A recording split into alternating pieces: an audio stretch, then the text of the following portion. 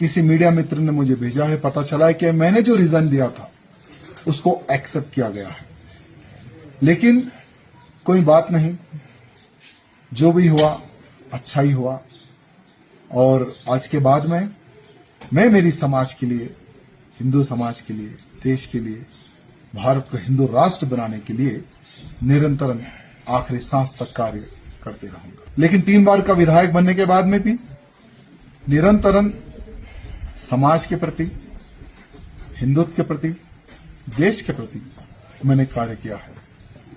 भारत को हिंदू राष्ट्र बनाने का जो मेरा संकल्प था वो आज भी है और कल भी रहेगा, और निरंतर हिंदू राष्ट्र की स्थापना के लिए मैं कार्य करते रहूंगा।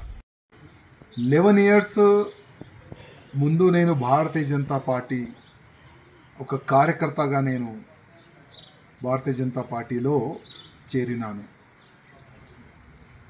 భారతీయ జనతా పార్టీ అధికారులు నాపైన విశ్వాసం పెట్టుకొని గోషామేల్ నియోజకవర్గం నుంచి నాకు 3వసారి టికెట్ ఇచ్చినారు.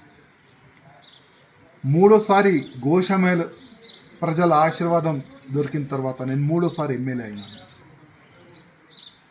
కంటిన్యూగా నా గోషామేల్ ప్రజలు సేవ చేసుకుంటా, కంటిన్యూగా దేశం పట్ల, హిందూ సమాజం పట్ల, గౌమాత గురించి, లవ్ జిహాద్ గురించి నేను పోరాడుతూనే ఉన్నాను.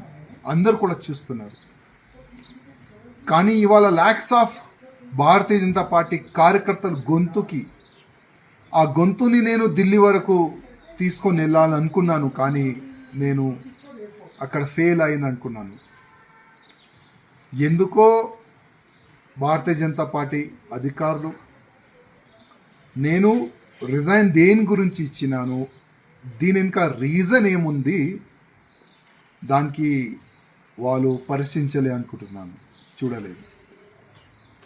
ఇవాళ మా రాష్ట్రీయ అధ్యక్ష వారు నా రిజైన్ని వాళ్ళు యాక్సెప్ట్ చేసినారు. నాకు ఒక మీడియా మిత్రులు నాకు వాట్సాప్ పరంగా నాకు పంపించినారు, అది నాకు దొరికింది.